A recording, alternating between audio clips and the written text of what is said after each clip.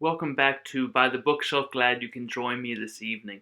Hopefully, you were able to watch the live stream yesterday or some point during the day on Facebook and saw that special video from one of our elders, David Hahn, who shared a little bit about the session's decisions last week about moving forward.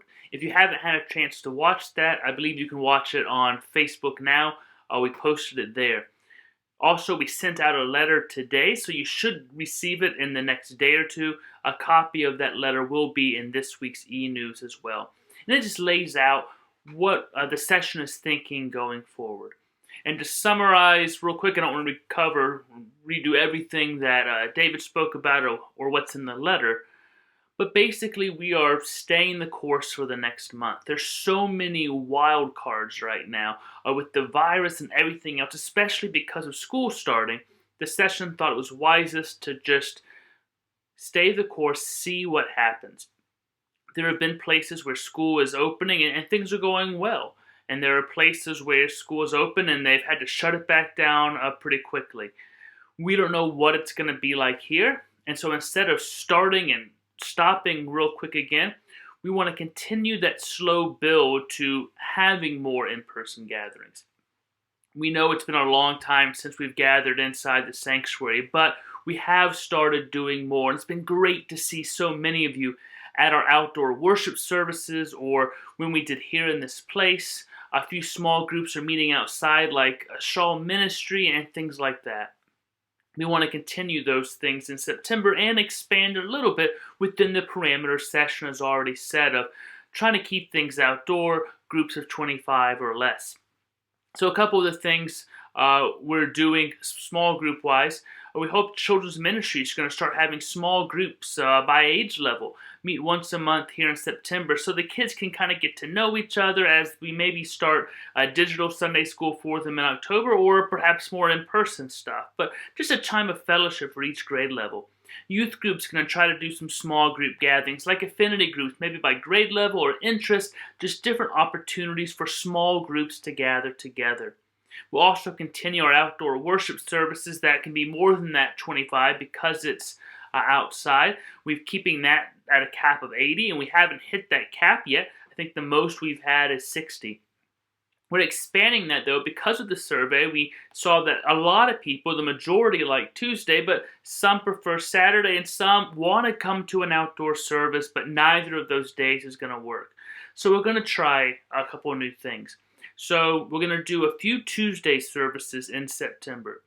Tuesday, September 1st, Tuesday, September 8th, Tuesday, September 22nd, and Tuesday, September 29th. 4 Tuesday worship services in September. Only the first one, September 1st, will be at 7. Then we're going to move to 6 p.m. just because we wanted to stay lighter and all of that. We're also adding a Saturday service. So Saturday, September 19th at 5 o'clock, we're going to have an outdoor service. And then we were trying to figure out the best way to have a Sunday service because we know that idea of Sunday worship is so important to so many of you, trying to figure out the best way to gather in person on Sunday. And we went back and forth a long time as a staff trying to figure out how we could do this best. At one point we thought, well, could we do like an 8 o'clock outdoor service? But that didn't seem real great for our neighbors to have all the music and the loudspeakers. We thought, well, could we do a 9 o'clock outdoor service? The challenge of that is we have all this new live streaming equipment. We still need to work on that. So all those AV volunteers come early. They're trying to get everything set up for the Sunday service. They need to come at 9 to start setting up. Well, we have to use the sound system to run the outdoor service. So we couldn't do both very well. So 9 o'clock wasn't going to work.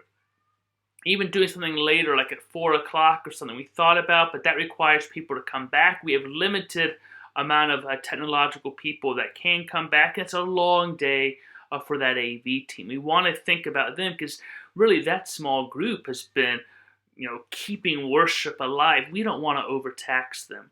So we're going to try something to see how it works, see what the response is. We're going to try a Sunday morning 9 o'clock service.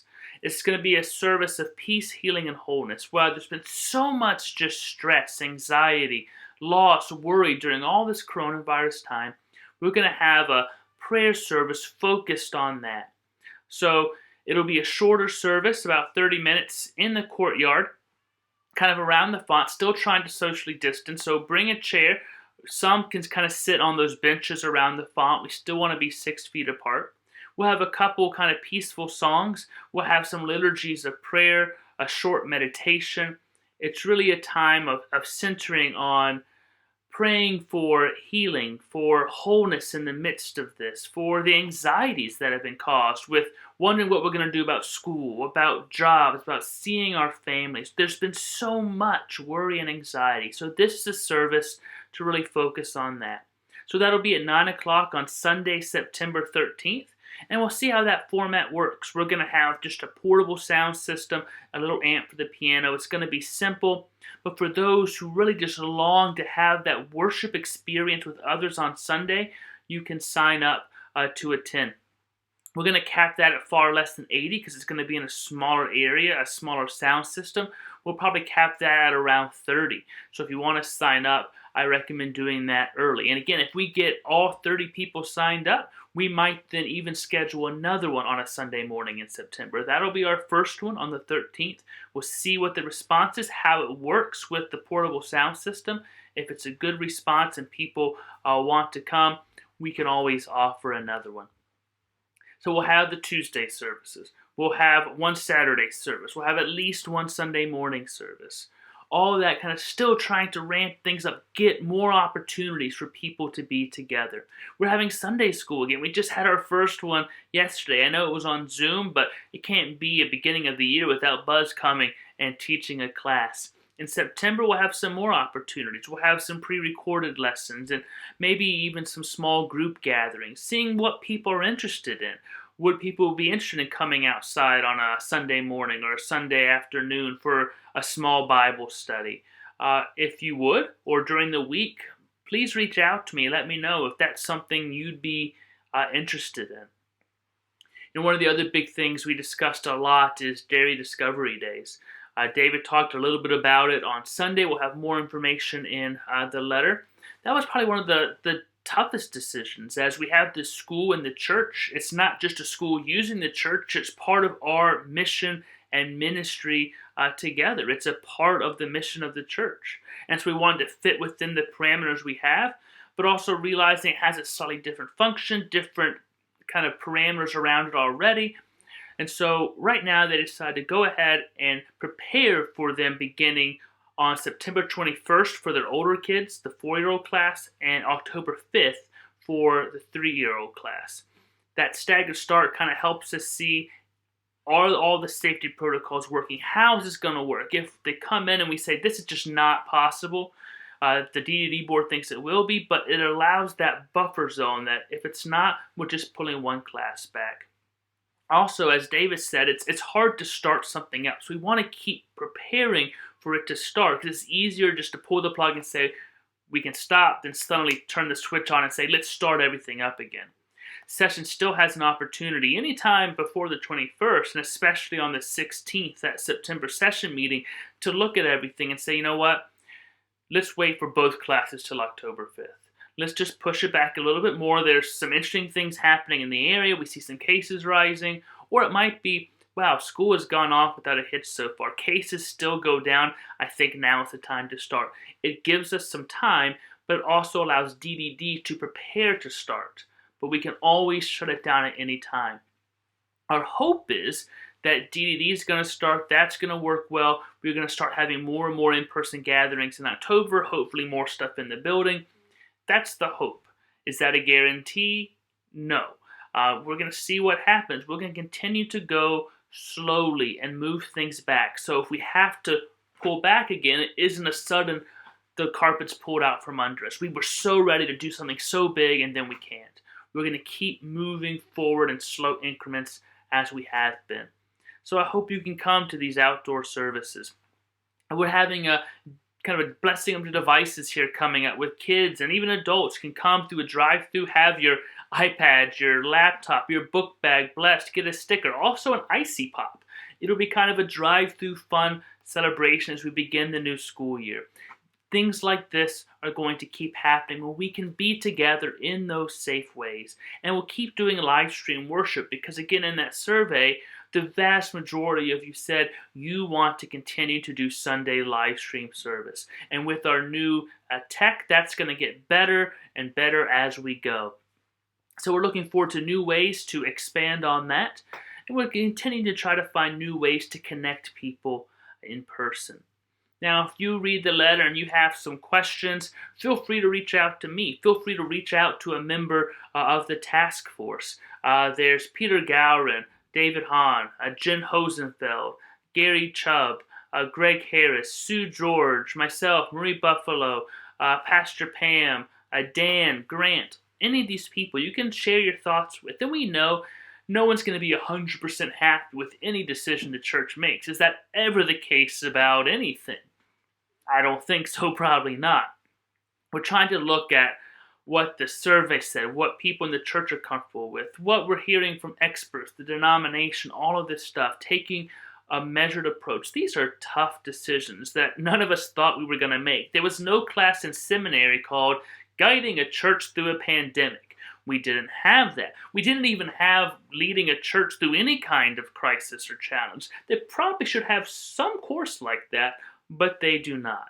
And that's why I'm so thankful for our members in our session. Many of these people have gone through things like this, have training in these areas, have wisdom in medicine, long-range planning, organizational development. We have a great group of leaders.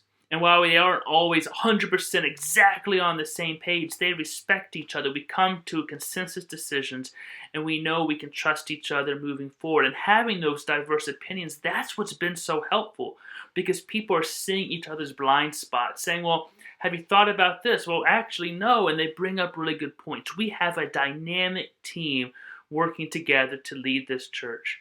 And I hope you all take a moment, send a note, write a card, a quick email, a Facebook message, whatever it is, to one or all of the elders of the church who have had these stressful decisions to make, who have been doing a great job, who have put a lot of just time and effort into thinking about how do we keep Derry going the best way, keeping our members safe, our community safe, while also still doing the mission of the church, finding ways to worship, finding ways to fellowship, finding ways to do mission.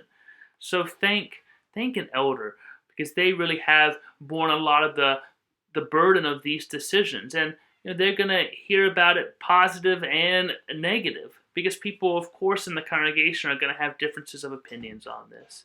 So thank you again for all of your continued faithfulness, your faithful giving to the church, your attendance, your live stream, your notes of appreciation. We appreciate all you are doing. And again, if you have questions, please don't hesitate to reach out. We'll stay the course in September. We'll keep having some of these new outdoor services. Be on the lookout for new digital things, the new morning meditations, the organ conversations with Grant, and other new interesting digital things happening too.